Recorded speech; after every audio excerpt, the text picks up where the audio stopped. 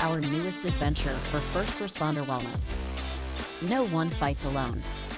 In-depth conversations about mental health and culture in the first responder space. We're joined by your co-hosts Austin Pedersen and Brad Shepard. What's up, bro? I tell you, man, I don't know how we just spent the entire week together, and here we are on a Friday doing the podcast digitally. I'd like to say I'm sick of seeing your face, but I'm really not. I enjoy spending time with you. I feel like we just mesh, and we literally have spent all week together. I got home yesterday completely exhausted, and here we are chomping at the bit today. I sent you a text message, hey, you want to jump on and do one of these? And it was an immediate, yeah, let's make it happen.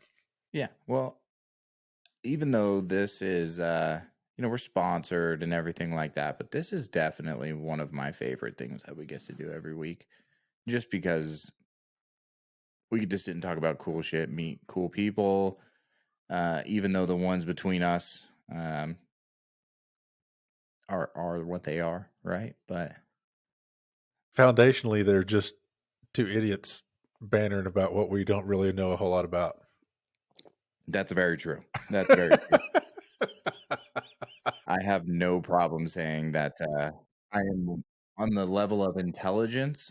I am down in the bottom tier. That's what I'm very comfortable with that as well. Yeah, you just all the therapy and everything that I've done my entire life has given me a level of self-acceptance and a confidence to speak to things that you know nothing about. Oh, absolutely. I'm right there with you. Yeah, and I can talk. So if you just talk enough, I think people lose track, and you sound somewhat intelligent. For sure.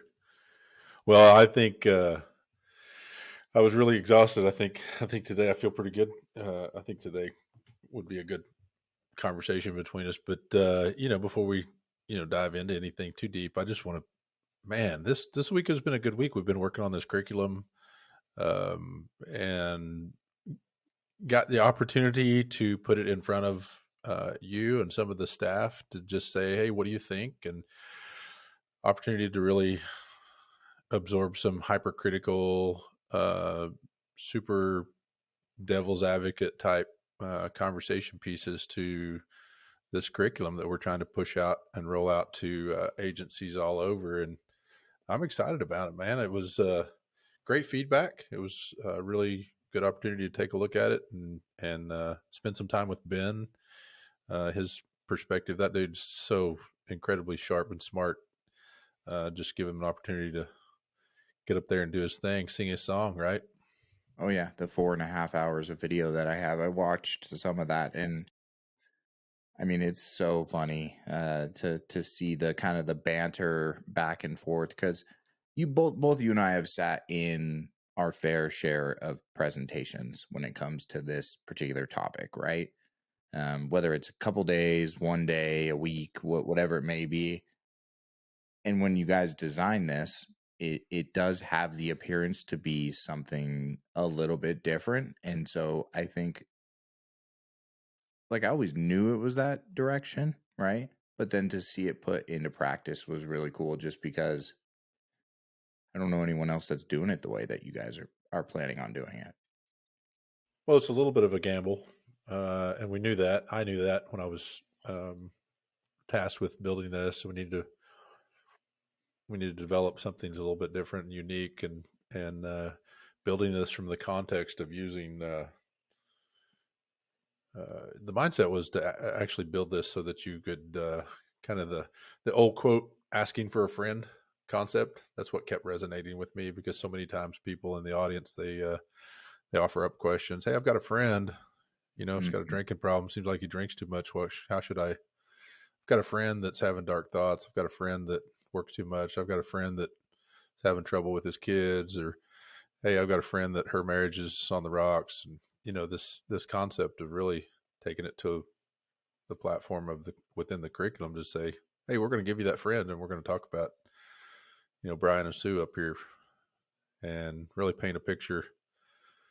I think in our culture, we have a bad habit of really preparing ourselves for the worst case scenario operationally, and we don't prepare ourselves for the worst case scenario for our personal lives. And I think this does this a little bit of just, hey, let's look at this a little bit different way. Well, and here's the question that I have for you. In all of your years as a presenter, tell me the majority of the time when people are saying, hey, I've got this friend, this fictitious friend, how often are they talking about themselves? Oh, a large majority of the time. Not always. I think there are occasions where people really do have or are sincerely asking if they've got a partner on the rocks. Those type of trainings, it's very common for the people who need to hear it don't show up. So there is that true asking for a friend. But the other side of it is oftentimes they're asking that question for themselves or their own personal lives, their own marriage, their own raising their kids, their own, when you really start talking about these kind of hurdles and complicated issues, which I don't feel like we talk enough about within our culture, of how to live a happy life, how to live a life of being honest with yourself and true to yourself, which is what a lot of this training is about. How can you really live out your career as a superhero and be true to yourself at home, off the job? Well, value, right? Like I kept noticing that entire training that you guys were putting together, a lot of the core aspect of it is values. And I think naturally as human beings, we grow up with that set of values, right? And then as we progress in life, things happen, trauma, death, all these other things that shape us into people. We sometimes lose sight of those values. I think it's easy to lose sight of something that you don't really know how to define. Just asking you, sitting through kind of the critique portion of that, didn't you find it difficult to actually look at that category of value and put a quantitative or qualitative definition to that value? I found it difficult in just some of the stuff that I was doing in building the curriculum. Oh, absolutely. Because nobody ever like takes, a piece of paper, sits down and says, titles it values and says, well, here's what my values are, honesty, spirituality or faith, and, all of those type of different things that nobody does that, right? It just kind of naturally flows whatever way you grew up, and everyone's values are so different, right? There's no cookie cutter way. Like someone might value, honesty, and another person might value truthfulness more, right? It's one of those weird.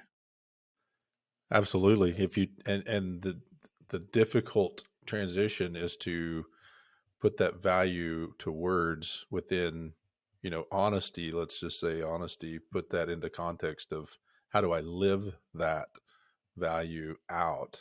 Well, I'm going to be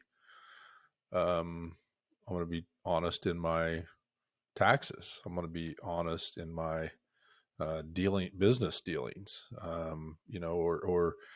So I value relationships. Okay, well, am I going to? How do I live that out within my marriage or my kids or my extended family? What do those values? Writing those actually down on a piece of paper becomes actually a little bit difficult. You're adhering to them somehow, but if you don't have them clearly defined, that's what we've found in building this. And of course, this is a carryover from the actual Chateau experience, which is, hey, let's find out who you are. Let's find out, what you're really about, and then let's figure out how we can be true to that concept. Yeah. Well, that's the interesting part, is when most people don't. In treatment as a whole, and when I say treatment, I mean therapy, I mean everything and anything under the sun, right? A lot of the times it's a very reactive process. It's identify the problem, whatever that problem is. It could be depression, it could be suicidality, substance use, whatever it is. Identify that problem, and then work on solving that particular problem, right? Very like closed-minded into that goal. And I agree with Ben on this, and I think that's kind of proven really not to work great. Like you can solve, I mean, you and I both know you can solve your alcoholism and you can be sober, but you're still a fucking prick at that point. And what does that do for you, right? Like what does taking away one thing and you're still an asshole to everyone do for you? Well, in AA, they call that a dry drunk. Yeah. You know, you're still a dick. You're still being an ass. And you're still, you know, those are generic terms for the reality of you're still exemplifying behavior patterns that are rude and irritating and selfish and just overall being a jackass. Yeah. You're And sober. Yeah. Well, good for you, right? Like that's, you know, anyone who's just sober and not working on changing as a person and being a better person is not necessarily accomplishing the overall goal, right? Like I think life is about being a good person and, you know, relationships and the people you love and your family and everything like that. And if you can't work towards that, what are you working towards? The strength of just being secure in your own skin and extending grace and kindness has really morphed into a weakness. It has lost it's really lost its appeal to actually being strong in and of itself, of just being kind. You know, kindness is free. I heard that a long time ago. Being kind is free. Extending grace doesn't cost you anything, but the ROI, the return on investment of grace and kindness, is monumental. Yeah. Yeah. Well, then let's jump into what we wanted to talk about today anyways, because this is a good path into it. Is I think we want to talk about therapy, right? And what therapy actually is, what therapy consists of, and a lot of people most likely that are listening have somewhat involved themselves. I mean, in therapy one way or another. And I think you and I have a different opinion on how to be successful in that than most people would. That is because I'm a firm believer that if my therapist is going along with anything that I'm saying that is justifying or being like, yeah, you deserve to act that way or talk to somebody like that, then I have the wrong therapist. You know, I think arguably within the first responder culture, I don't think they actually do have an idea, or even if they do have an idea, it's a very distorted idea of what therapy really is or what it's about. And I think one of the aspects of this being a good topic is that we can talk about, you know, rudimentary, what it looks like behind that door. You and I both spent a lot of time back behind that door and what that looks like on a lot of levels. And I think it's a great opportunity to actually visit something that goes on, and you and I be a little bit transparent with ours. Because I think some of maybe the misinformation is that you just go in there and blabbermouth your way through something, and they give you the, hey, you're all good and get out of here. We'll see you next time. Yeah. And it's not really how it works, you know? Yeah. Well, also, too, at the same time, like you have to go in there with some type of understanding or insight on yourself and your life, like a little bit, right? Like they're going to help you guide through those things, but they're not mind readers. You know, some can to an extent work through things and help you discover, you know, behaviors or motives or whatever it is, but you if you're lacking a total insight of like, I think everything's just good and I don't know why I'm here, you'll never be successful. Yeah, my work told me that I had to show up, or my you know, my loved one said I should uh, consider therapy. So here I am. You know, do whatever you're going to do because I got a meeting in 2 hours. I got to get out of here. I think that's a pretty common philosophical viewpoint. And another portion of it is the stigma of really a fear of what are you going to find when you get in there? What are you going to find when you dig around in my brain and my heart that could attach some crazy label, which you're crazy. Well, we're all crazy a little bit. Oh, absolutely. And it's funny you say that, because I am a firm believer that every single person is their own type of crazy. It doesn't matter who you are, male, female, whatever. It does not matter. Everyone's got a little bit of crazy in them, and it comes out eventually one way or another. But I also don't think there's anything wrong with that.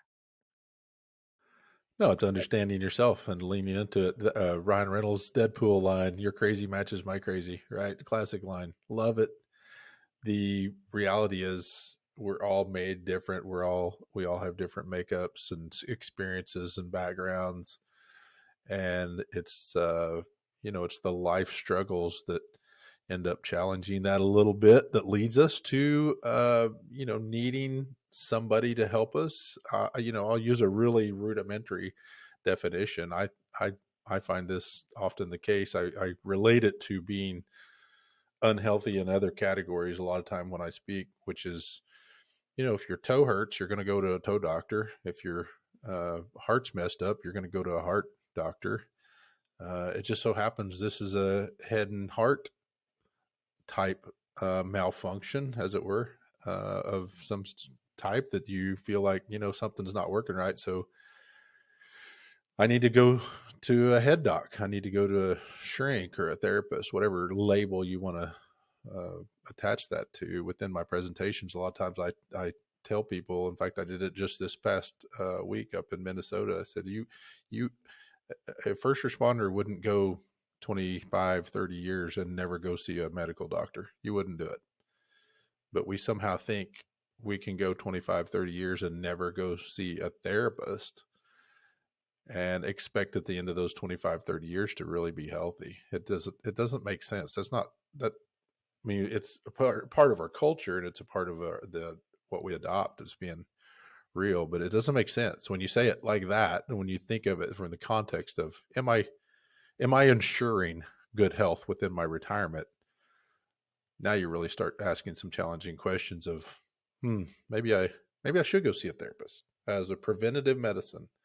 And what if they do find something that is detrimental to my long-term health? Okay, great. Yeah, let's fix it, right? Let's because I'm a firm believer too that also nobody is broken. Like that term to me is really off-putting. I think that people, we'll call it an injury, right? Same as the new, it's PTSI now, right? It is considered an injury. That's how I feel about people with their mental health in general. People come in and say, "I'm broken and I need you to fix me." Let's change that verbiage right there, because a lot of therapy is also about perspective, right? And coming in under the mindset of, I am broken and you need to fix me.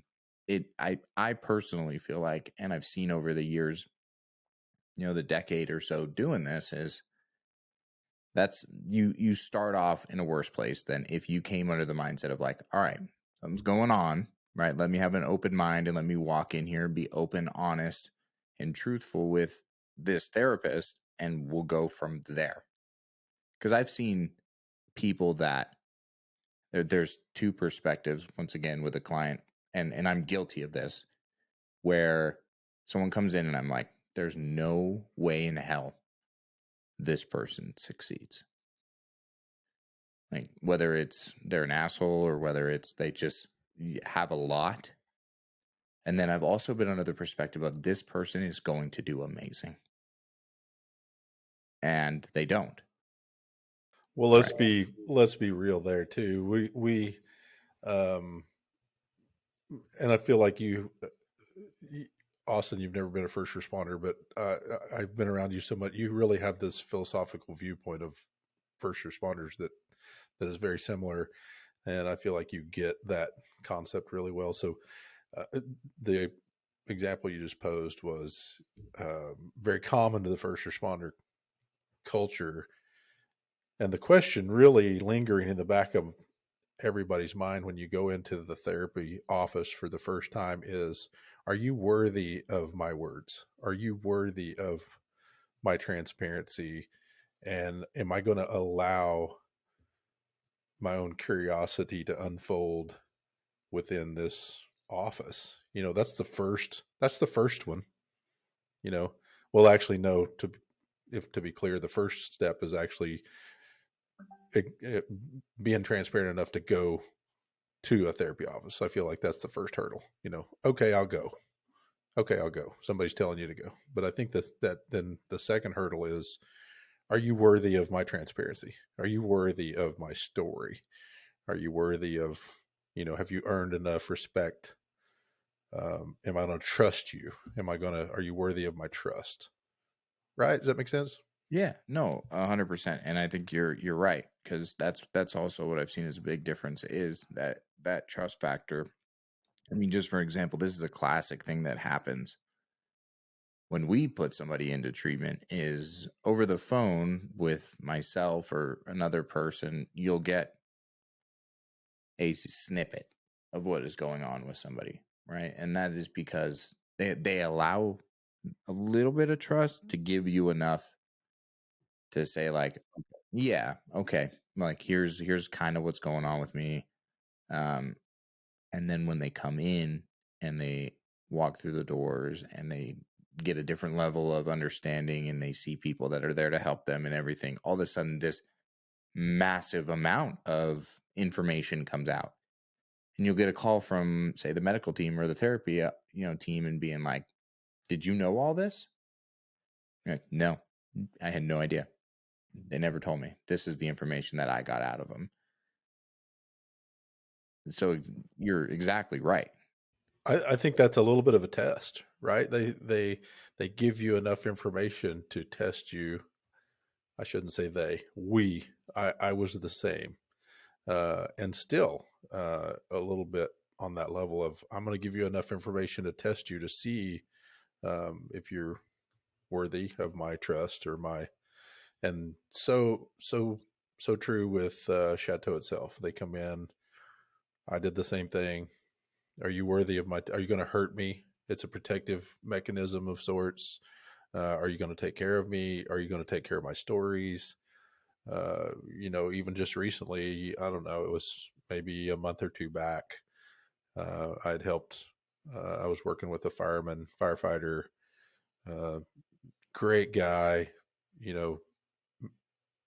hero level firefighter, been through some crazy shit.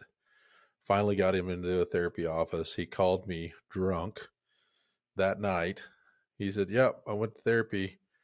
Therapist ended up in tears. So now what? I'm not going back.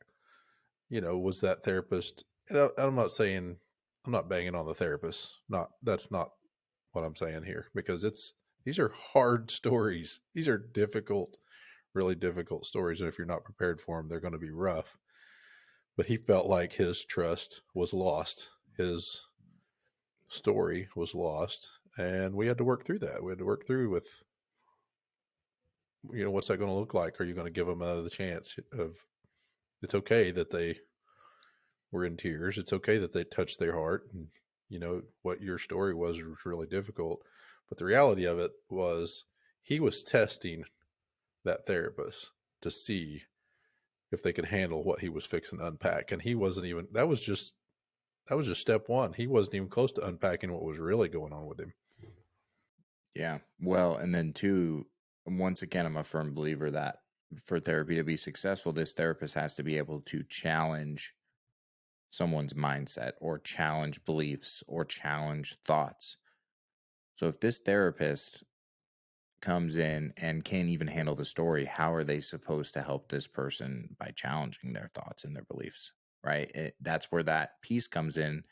Back what I said earlier of like, when he told that story, I'm guessing, and we weren't in the room, but this is most likely what happened, is they said, well, I understand why you feel this way, and you've been through so much, and you can feel this, and you can, we understand why you're over drinking or you have suicidality, and I would too if I went through all of this, right? Like that's the agreeing portion that I find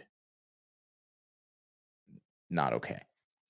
That's Yeah, and we talk a lot about cultural competent therapists and cultural competent individuals working with our community, but that's really what it comes down to. Do you understand how we talk, how we speak, what our expectations are when we do communicate, and what we expect in kind back, what we expect in return? Because I think this is a great opportunity to talk about Austin again. One of the things that's great about getting to know you is how adept you are at that communication piece. Just brutal honest, and that's a very first responder culture type communication, which, hey man, your shit's off. Like, you need to square your shit away. Get that's not a common conversation in real world. You're allowing for vent feelings and hurt, stepped on toes, and that's not often the case within first responder culture. But that's also because I've gotten to the point through therapy that I am okay with myself, to the point if this person, whoever it may be, says, you know what, fuck you, you're a piece of shit, don't ever talk to me like that, I can go, okay. Like that's, like that's not going to change my night. It's not going to change my life. It's not going to make me feel worse about myself. I'm going to say, well, I told them the truth and that's all I can do. And if they choose not to see that or react to that, I'm okay with that. There's nothing wrong. They weren't ready, or maybe they need to take a look deeper in, right? But I got to the point of being okay with people not liking me. And I was never that way when I was younger. Absolutely not. Everyone had to like me, and I'd tell you what you wanted to hear so that we could be friends. Well, and there's still a lot of that in the undergirding of first responder culture as well, right? We want to be accepted. We want to make sure that our shit appears to be in order, even though sometimes it's not, which is why we have this podcast, which is why we have these conversations. And, and again, kind of pulling us out of the rabbit hole here a little bit, just to go back to the therapy sessions. I think from a therapist viewpoint, or sorry, let me back up. From a viewpoint of looking at therapists, I don't want to paint a picture like there's, all therapy's bad. There are some amazing, awesome, great therapists out there who are ready and willing to help our first responders. And they're worthy of our stories, and they're ready for a guy or gal superhero to walk in there and sit down and say, I may be broken. Can you help me? And those people are out there. Well, and that's before if it was misinterpreted at all, I'll say it very frankly here. I firmly believe in therapy. Firmly. I think it is a great route, and I think that it helps with a lot of insight. There's a lot of things that we just can't, behaviors and things like that we just can't see in ourselves, and we need someone to help point us out. And then also we need them to do it in a way that is appropriate and the feedback is taken in. And my significant other is not going to be the person that can do that always. Because there's just a different relationship there. It has to be an outside person looking in. And also, the reality is the therapist can only go off of what comes out of your mouth. They can make some assumptions and things like that too as well, but they're not going to know everything. And so you get the opportunity to go into a therapist's office and say, I want to work on this. This is what I want. And they help you get there.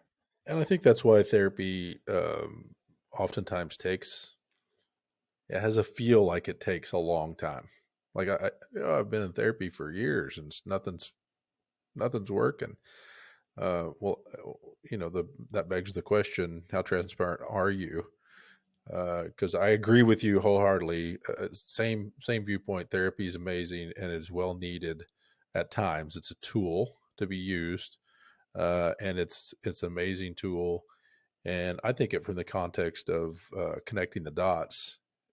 There's just sometimes you can't connect the dots of what's going on with you, and you need an outside perspective, specifically a trained expert in their field to connect the dots. I go back to that medical metaphor of, you're not going to heal your cardiovascular woes on your own. Oh, I can do this. I got WebMD. That's not healthy. We know that. So contextually, sometimes connecting the heart and the head of what's going on with you really needs to be a trained expert in their field, and could not agree more. This is well needed and timely, specifically to, the point of taking time to actually be honest and say, here's where I'm at. Here's where I want to be. Can you help me? Well, I'm going to go back to what Scott and Liz had said a few episodes ago. Was they worked through multiple different therapists until they found the right one. Because there's a little story, and I was working with this gentleman for a while. Took him about a year from first point of contact on to go into residential treatment. And I remember speaking with him, and I mean, he'd been going to therapy for years, right? But this particular therapist had coincided with a lot of his behaviors and a lot of the things that he was doing. And it's not my place to say, like, hey, dude, I don't think this is the right therapist for you, right? Because I don't know what goes on in their sessions. That was the ultimate thing the ultimate decision he made at the end, which was like, okay, I had a different type of relationship with a therapist at Chateau. She held me to my feet to the fire, gave me feedback, said, hey, even though you've been through a lot, you don't have the right to treat people this way. Doesn't matter. You're still a human being, and they're still human beings. Things like that ultimately helped him come to the decision that, like, this therapist I've been seeing for years is not helping me. We've reached a different type of relationship where now it's more of like a friend or a sounding board, and they'll agree with me. And I just thought that was super powerful because, like, there's tons of options out there, and people do different methods and things like that, and you can find one that's going to work for you. And sometimes even the ones you think are working for you aren't. Sure. Again, using the medical metaphor of, if you got a foot problem, you're not going to go to a proctologist. Yeah. For a foot problem. They're a specialty. I think this is a great opportunity to talk about some of the specialty therapies specifically that are out there, and I'm not an expert. I'm just somebody who's been hanging around this culture long enough to learn a few things. But transitioning from trauma therapy to addiction therapy was one of the segues for me. And then there's so many other therapy modalities out there and specialists of relationship. One of the things that you brought up, Scott and Liz, they were talking about relationship therapy. Who's the relationship therapist that is unique to my needs, and can I find that person or modality that's going to be helpful to my life? Gottman-based therapy, I know, is something that I've dove into a little bit of learning, and I feel very inadequate speaking to it, but I know the people who do speak to it, it really resonates with me. So it's intriguing to know that if I need that relationship piece, I'd probably go to a Gottman therapist. There's up to and including all manners of therapy, cancer therapy. We had that recent Vicky Speed on with Blue Cancer Connect. They have their own line of therapists specifically for the grief counseling portion of dealing with cancer. There's just so many opportunities out there. And again, looking at therapy, just randomly picking out the old yellow pages and sticking your finger on one is really not conducive to your needs in a short turnaround of getting healthy. Yeah, figure out what you need. Do the research. Like I know people say, hey, I don't have the time or I'm busy or this or that, but Google's at your fingertips, right? And if you're struggling with something, don't WebMD it, like Vicky said, to figure out what's going on with you. But do your research on what you think is the right approach, right? Some people like the more didactic conversationalist. Some people like for me, the therapist that I see is Arbinger specialist, among many other things.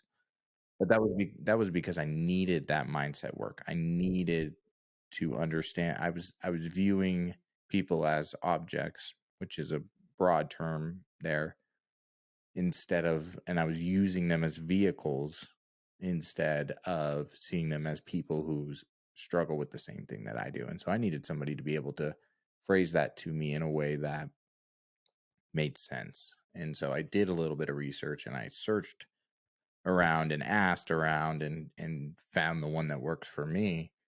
And I started going back every week, and then I lessened also too. So then it was every other week. Then it was once a month, and then things got a little weird again. And so then I went back to every other week. And those are the things that you can do. Like, you're in charge of your own process. And so that's a huge part of going to therapy too, is go as often as you need.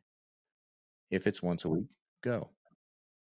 Yeah, take ownership. And what it turned into me was, okay, now going every 2 weeks is working, because by the time I come, instead of every other week, because now I have more time in between where I can say, well, hey, here's how I handled this situation, and tell me what you think about that.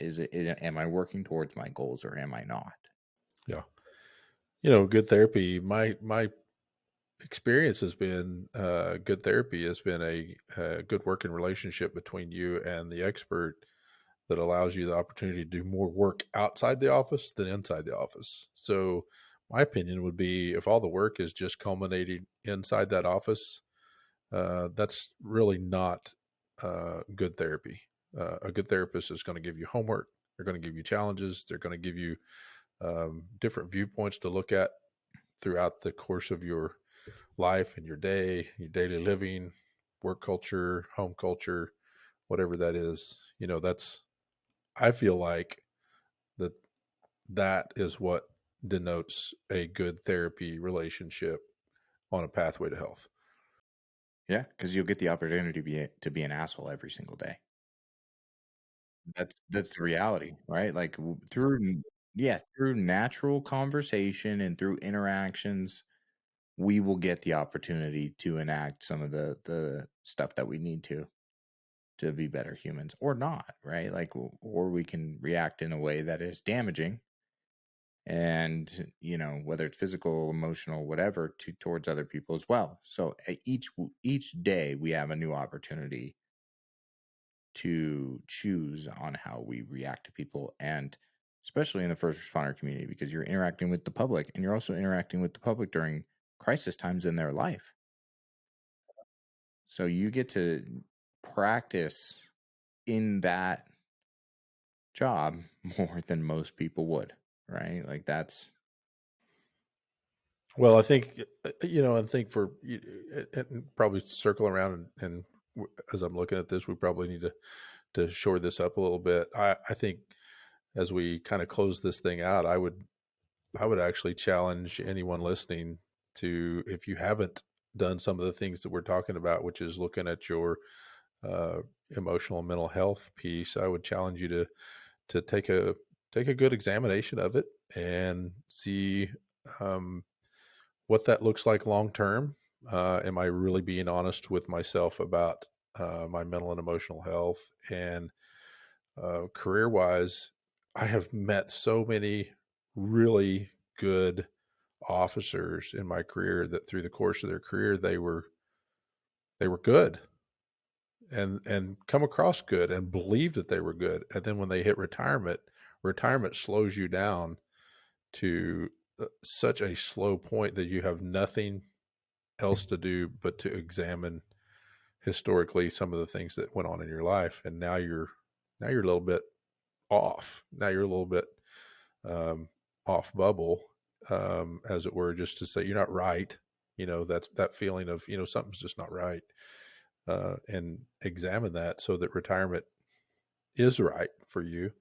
And find a good therapist. Get connected. Get connected as a preventative measure of just saying, hey, just make sure I'm good. Is that fair? Does that make sense to you? Absolutely. And that's what we'll end on, right? Like that's the perfect segue out of this, is exactly what you just said. So anyways, if you can, everyone follow us on Spotify, on Apple Podcasts, whatever. Hey, we just got our first rating on Spot. We got enough ratings on Spotify to have it register a number recently. So super proud of that, by the way. I love this thing. I had no idea that it would be listened. I thought maybe we get maybe 10 or 12 listens. Thank you to the listeners out there that are actually tuning in and downloading us. And I actually get some infrequent feedback, but the feedback I get is so valuable. And it's not just, hey, you're doing great feedback. That was meaningful to me. You made such an impact, and you changed something in my life, and such great feedback, which I just want to offer up that gratitude of, hey, thanks for listening. Thanks for even giving us a fair shake, because I know your time is valuable, and we want to honor that with something that's meaningful on our end. Absolutely.